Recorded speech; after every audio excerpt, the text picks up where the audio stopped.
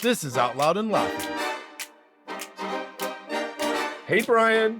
Hey, Jon. Are you as excited as I am for today's guest? You know what? I am super excited. I know this is your friend, but I've been doing so much research. And yes, let's invite Jennifer to the chat, please, Jon. A friend, somebody who I've thrown dollar bills at and not in a promiscuous way. Maybe that's soon to come. We'll see if she has an OnlyFans. I'm sure she does because she's just so busy. I'm joking. So much to talk about. We welcome today Miss Jennifer McClain, a beautiful singer and an incredible actress with a brand new movie, Big Easy Queens, out on Hulu, which has been so fun to follow. With no further ado, hi Jennifer, welcome. Hi, so happy to be here. Yay, so exciting. We're thrilled to have you. Today we just kind of want to hear about your story. Tell us about what you've accomplished, some of the things you're the most proud of, and of course we want to leave some space to talk about this epic movie that hit Hulu this last month, Big Easy Queens. And then of course we'll give you an opportunity to plug yourself because we want to make sure that your followers are hearing some of the content that we can cross share. Amazing. Stories are fun. So with that being said, I like to say like when fabulous follows their dreams, because there's nothing short of fabulous as it pertains to you. You can see your background, self-proclaimed diva, the photography, the hair, the makeup, the face, the voice. What was your first memory of wanting to be a singer or vocalist or performer? Oh gosh. I was always singing like as a kid. Like there's video of me at 4 years old running around the backyard singing Doe a Deer. And play acting, I would force my mom to play the other characters and I would play like the Sesame Street characters and I would say, Roosevelt Franklin, get in here. It was always acting. And then I started in high school, I started doing a swing choir, a show choir. And that's where it really like cemented. Mm-hmm. And I started taking voice classes and then I went on to college for musical theater. And what's that journey overall been like for you? I mean, it's kind of hard to track in the performance and entertainment space to stand out, to be unique. How has your experience been? Well, I'll tell you, I got really lucky. I mean, the plan, was college, theme park, cruise ship, national tour, Broadway. Didn't exactly go that way. I ended up in South Florida. Like most amazing, incredible performers, I followed a guy. As we all do. We've all been guilty. As we all do. Guilty as charged. He is no longer in the picture, but I ended up down here in South Florida, and I thought, well, I had done some cruise ships, I had done some theme parks, and I said, I like to sing Broadway. I love to perform show tunes. Who likes show tunes? Senior citizens and homosexuals. This is true. South Florida it is. I mean, you have probably the biggest conglomerate of an audience between the elders and the LGBT. The elders put the L in LGBTQ community. No, I'm just kidding. But I saw the wheels turning. You're like, yeah, I was trying to get there. It doesn't always land. It definitely doesn't. LGBTQ. But speaking of landing, before I hand it over to Bryan to ask some of his questions, how has where you landed, how has that been different from where you like sort of expected to be? You have to be so proud of all the things you've accomplished, but what does that look like? Because I know that we all have dreams and sometimes the expectations that are big, don't measure up. I know that I have some ways that I feel about myself. I'm interested to hear what that's like for you. Yeah, well, like I said, my original dream was Broadway and just be on Broadway, but now I get to play roles that I would never be cast in. Nobody's casting me in Once on This Island, but I can still sing the songs. In a cabaret setting, it's a little different. So that's something that's been fun. And people say to me all the time, "Were you on Broadway? You must have been on Broadway, or you should still go to Broadway." And I said, but if I were on Broadway, I wouldn't be singing to you here. Yeah. So that's No, I love that. And like, now that I've learned a little bit more about your journey and like your cabaret performances, like, and it sounds like you've performed and you produce a lot of cabaret shows. Like, what are some of your highlights? And like, deep dive into like some of the funny memories. I would love to like get some of that. Oh gosh. Okay. Well, let's see. Um, Because we know well, the audiences are wild. yeah. Oh, Well, they can't. Yeah. And there's a huge difference. You know, some like this week I just did a sneak peek of a show I'm doing in Fire Island in 2 weeks. nice. And it's a show that I debuted in New York City a year and a half ago. So I invited people to come to the Foundry, which is a local LGBTQ theater down here. And it was a free thing that we were giving away pizza, and I wanted to get some feedback, you know, just get it under audience. Also, I wouldn't memorize my lines if I didn't have a deadline. Yeah. So we got the Ronnie Larson, who runs the theater, said, well, whenever we do something for free, we always have to account for no shows. So we're going to let people register. We're going to let 80 people register. And the theater sits 52. Well, we got like 75 people registered, and they're like, people don't show up. They don't show up to these things. I'm like, we're giving away pizza and there's no ticket cost. What are you talking about? So I'm sitting backstage waiting, and they're like, we got to go get more chairs. And they're pulling chairs out of storage. And I think we had like 65 people in this theater. They were, I mean, it was, I was doing it on their set of Torch Song. Right, which is what they're showing now at the Which is what Foundry. they're doing right now, yeah.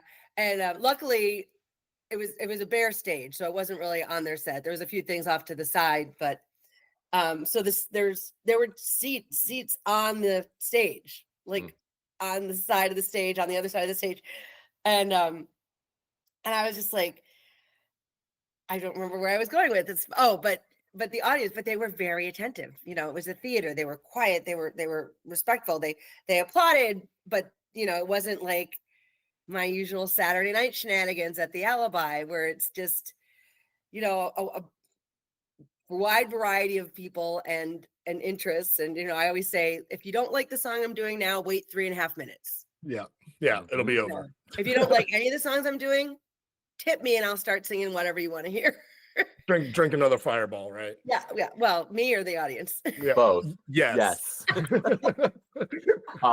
And I'm gonna humble brag for you. I don't think people did that for the pizza. I think they all showed up for you. Yeah. So I know that you're touting it to the pizza. People want to be there for you, and I also want you to like humble brag a little bit about your career, like name drop, like who are the people you've worked with, and like I want to hear like what are some of the most like favorite songs and people you've sung with. Like, give us some of the tea.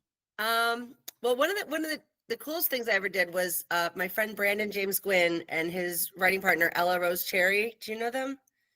Names, not faces. Yeah, they have worked with Ars Nova in New York City and are composers and writers. They write shows, and they wrote a show called Cotton Candy and Cocaine. Love it. And Brandon asked me to be one of the parts in it, and I flew up to New York. And I got to do this one night concert version, and Telly Leung was one of the other actors in that. Heck And so yes. Telly and I got you know, it was like a 12-hour, like really intense period. So Telly and I got to be friends, and so that's definitely a name I would drop.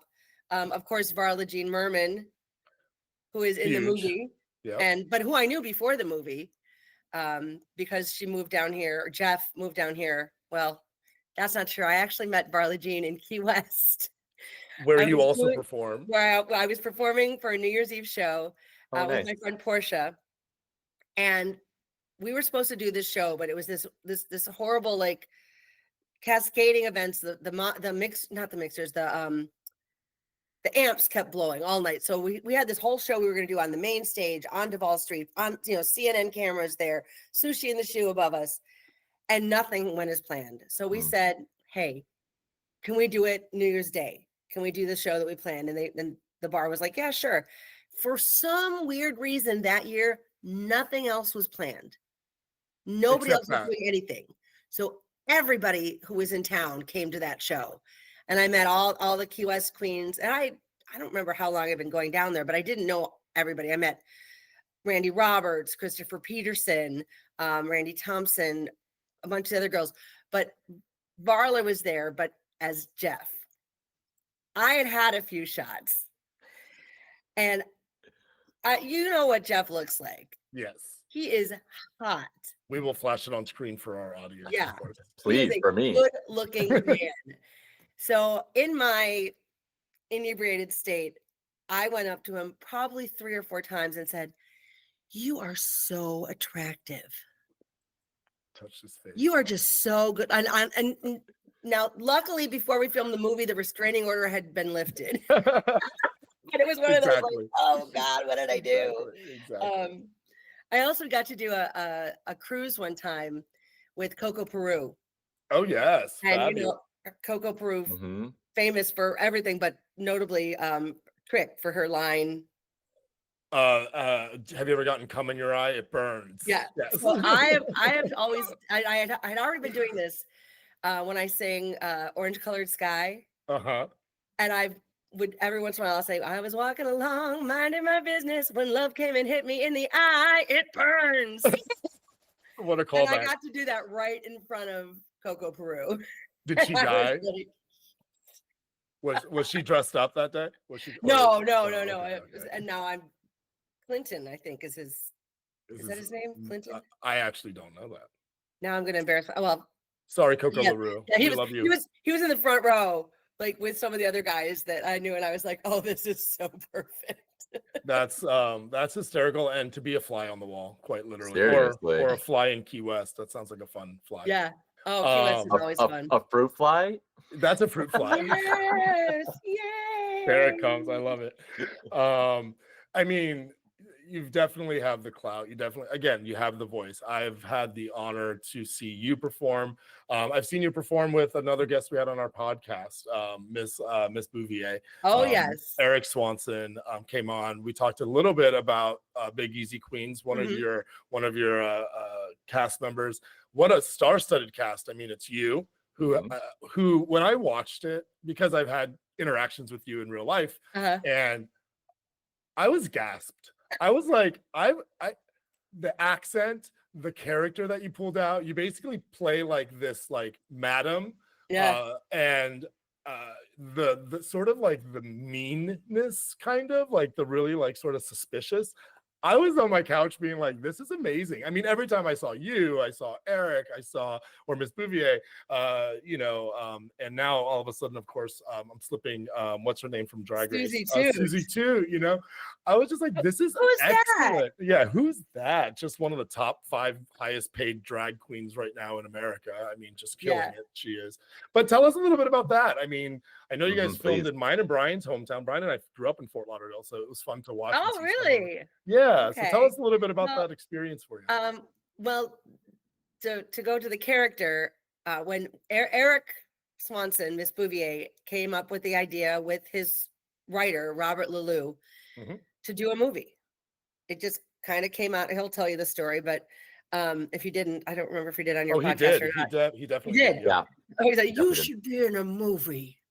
Robert Lalou is basically the male Jennifer Coolidge. That's how he talks. You should be in a movie. Makes me want a hot dog real bad. Excellent. So Eric came to me because we had been performing together. We created a duo act. We call ourselves the Boozy Belters. Fabulous. If you live in Wilton Manors, get to Boozy Belter show. It's like every week, right? It's like twice a month. Twice a month. And so he approached me and he said, we're doing a movie. Do you want to be a part of it? And I was like, yeah, I've never done anything on film. I've never done any commercial film, nothing. So I was like, yeah. I said, but can you do me a favor? Write me a character that is nothing like me. I want something that is completely like not recognizable as any kind of Jennifer McClain persona. And so Robert wrote Poodles Mackenzie, the mob boss fighting with Minnie Bouvier. And at the first rehearsal that I had, there was very few rehearsals because movies don't really rehearse, but we had like 2. I think we had like 1 for each big scene. And most of my big scenes were with Susie too, were with Ben. And Susie's such a consummate theatrical professional.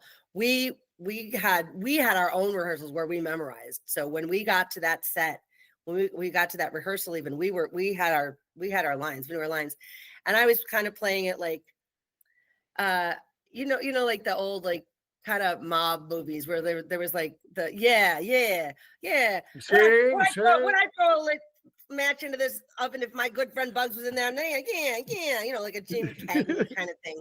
And Erin Dalton, our director, she said, and she's the one that brought the horror aspect. The original movie was not horror at all. Just camp. Yeah, just camp and a little noir. And she said, now make it creepy. It was creepy. And I was like, and I went, you ever been to Texarkana, Mimi? It's a funny little town, but I loves it. And just that one phrase, and just it flipped a switch, and I was like, there it is. It drew me in, actually. Like the movie was fantastic, but that one scene where you're sitting in the chair and just like rattling off sort of the plot and where the plot twist lives, in my opinion. I was like hooked. I was like, oh my gosh, is that Jennifer McClain? So anyway, I love it. yeah. And I also didn't do my own makeup. All the queens did their own makeup, and I said I need somebody professional because I can do my face. I can do my face in the dark. I can do my face, in the middle of a hurricane, but on a Facebook Live. On Facebook Live. Well, usually I take it off, but yeah. Fair.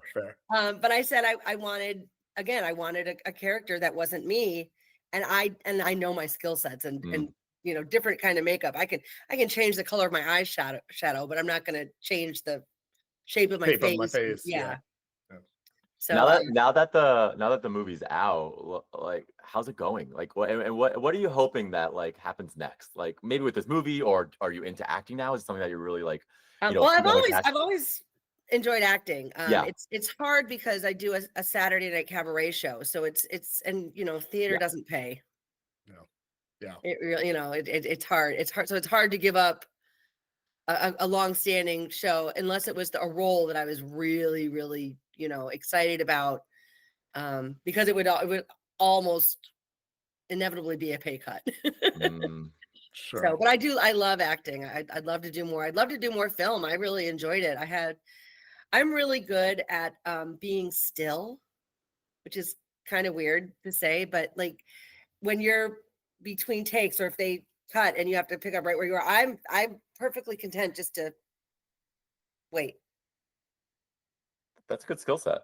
And I'll it also helps me not be hot a lot of times too. Like I'm just like, oh my God, I'm so hot, I'm so sweaty. I'm like, I just conserve my energy so I'm not overheated I don't get me wrong, I get hot, but yeah, a lot of times I'm like, no, I'm good. I'm just gonna calmly, wait. I think our 20-minute podcasts are way too short for this. No? Are we still going? Do I need to cut this part, Brian? Yeah, you can cut this part. We have 3 more minutes. Oh, I'm so sorry. I have a stopwatch. Cut. Okay, we'll keep going.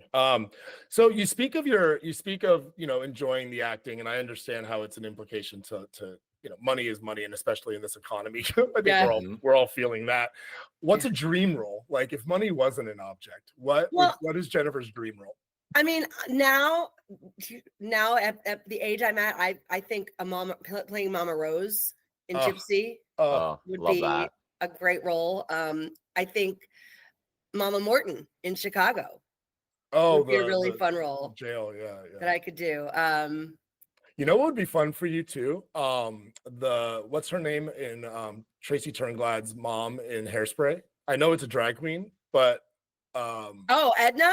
Edna. I think that you could make a really funny Edna. That would be interesting. Don't you think? I could see that. I never really thought about it, but that would be interesting. I don't know that that's ever been done. It hasn't, because it's always played by a man. Hey, we're here on Out Loud and Laughing. We're trying to change shit up. Yeah, you know what I mean? Let's mix it up a little bit. Yeah, I love it. Those are some great roles, and I can see you definitely playing both of them in Chicago. Like, your sassiness with all the girls would just fly off. Oh yeah, and it's a great role. I mean, it's almost ageless, but it's definitely, I'm no longer looking at playing Evita. Let's put it that way. Don't cry for me, time. Even if it wasn't half naked at the end now in London. Let's see it. West End, South End, North End. Let's see all the ends. I loved it. I feel like we could be talking so much longer. But Jennifer, I think thank you for joining our pod and like giving us all this insight. Thank Can, you. for the people that listen to our pod though, like where can they find you and like what's next? How can people see you live or Oh gosh. Well, I have a website which is jennifermcclain.net. And you can sign up for a VIP list, which I send out emails very infrequently, but when I have a big event coming up. And you can also link there to my Instagram and my Facebook page where I have a monthly calendar. I'm generally at Alibi every Saturday, at Aquaplex every Monday, with Miss Bouvier for Boozy Belters twice a month at the Alibi. And my big thing coming up right now is August 21st at the Community House in Cherry Grove, Fire Island. Yay! How It's exciting. Chanteuse on the Loose. Chanteuse on the Loose. I'm intrigued. And that's kind of a tell-all. That tells you a lot about me in that show. I love so it. great? Well, we want to say thank you again and to everybody who's joining us. If you are down in the Wilton Manors area, I always like to plug the shows are free. They're unbelievable, but don't come with an empty wallet. All the performers do take tips, and it's rightfully so. I mean, we're talking Broadway level talent that would just blow your mind. And on top of it, it's casual and it's fun and it's interactive. So go have some fun in Wilton Manors. Meet our friends, Jennifer McClain, Ms. Bouvier, all of them. I tell you, they will take you in with a really warm heart. So we just are so happy to have you today, Jennifer. Thank you, Thank Jennifer. you so much. Thank you. Mwah. Wow. This was Out Loud and Laughing. We're available everywhere you get your podcasts: Spotify, Apple, YouTube, iHeart, or wherever.